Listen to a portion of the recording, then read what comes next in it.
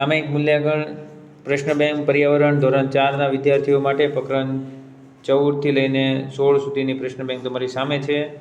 આ પ્રશ્ન બેંકમાં તમે જુઓ તો તારીખ 6/1/2024 આજે લેવાયેલી છે। કુલ ગુણ 25 છે। પ્રશ્ન બેંકના જે સવાલો છે એ બહુ અતિ મહત્ત્વના છે, તો આપણે વાત કરીશું। પહેલું, મને ઓળખો, કોઈ પણ 3, મારા માથે કલગી છે, તો તમને બધાને ખબર છે મોર। હું પાંદડા સીવીને માળો બનાવું છું, તો સુગરી।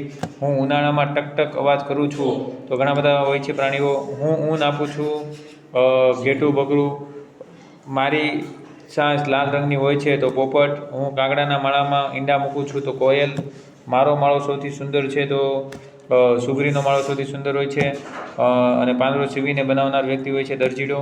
મારા આગળના દાંત જીવન પર્યાપ્ત વધ્યા કરે છે, અને મારા જીવનની શરૂઆતમાં દુધિયા દાંત હોય છે, અને મારો માળો થોરના કાંટાઓમાં અથવા તો મહેંદીની વાડમાં જોવા મળે છે। હું વૃક્ષના થડમાં કાણો પાડીને માળો બનાવું છું। મારો માળો ઝાડની ટોચ પર ઊંચે હોય છે। મારા પગના પંજા ચામડીથી જોડાયેલા હોય છે, અને હું ફૂલોનો રસ સૂચી મધ બનાવું છું, તો એ છે ભમરો, આપણે મધમાખી પણ કહીએ ને। હું ખોરાક આખો ગળી જાઉં છું। આવી રીતે આપણે એના નામ લખી શકીએ છીએ। કોઈ એક પક્ષી વિશે તમારે લખવાનું છે, તો મોર, કબૂતર, સુગરી, ચકલી અને કાગડા વિશે તમને પૂછવામાં આવેલું છે। આ સાથે પ્રશ્નના જવાબ આપો। તો કોઈ પણ એક, રાંધીને ખાઈ શકાય તેવા 6 શાકભાજીના નામ। કાચા ખાઈ શકાય તેવા 6 શાકભાજીના નામ। તમારા વિસ્તારમાં શિયાળામાં કયા કયા પાકનું ઉત્પાદન થાય છે? તમારા વિસ્તારમાં ઉનાળામાં કયા કયા પાકનું ઉત્પાદન થાય છે? ઉનાળામાં ઉત્પાદન થતા કોઈ પણ 6 ફળોના નામ। આવી રીતે પ્રશ્ન નંબર 2માં માંગ્યા મુજબના જવાબ। બજાર એટલે શું સમજાવો। લીલા શાકભાજીને તાજા રાખવા માટે શું કરશો? સલાડ બનાવવા માટે કયા કયા શાકભાજીનો ઉપયોગ થાય છે? જુદા જુદા શાકભાજીઓ એકબીજાથી કેમ અલગ પડે છે? અંકુરણ એટલે શું તે સમજાવવાનું છે। એવી રીતે પ્રશ્ન નંબર 3માં વર્ગીકરણ કરવાનું છે। ઝડપથી બગડી જાય તેવા ફળો અને થોડા દિવસ સારા રહે તેવા કયો? તો કેળું ઝડપથી બગડી જશે। નાશપતિ જે વાર લાગશે। ચીકુ ઝડપથી। અનાનસને વાર લાગશે। દાડમને ઝડપથી બગડી જશે।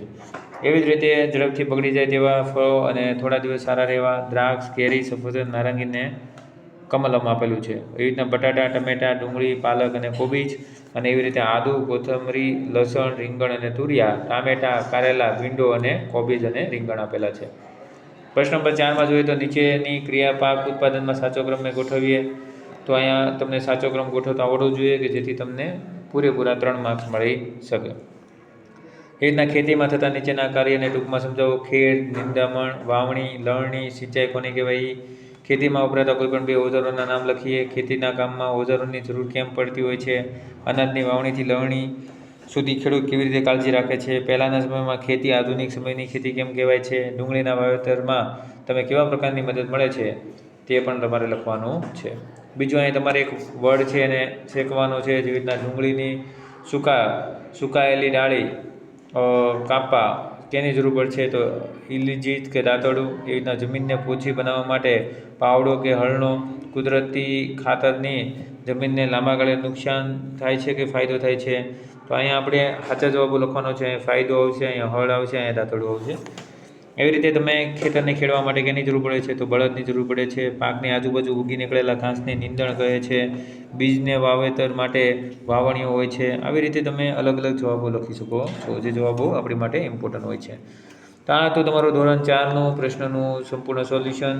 થોડું સોલ્યુશન બાકી છે, જો તમારે જોતું હોય તો કોમેન્ટ સેક્શનમાં કોમેન્ટ કરજો, અમે આન્સર સાથે તમને પાછા મળીશું।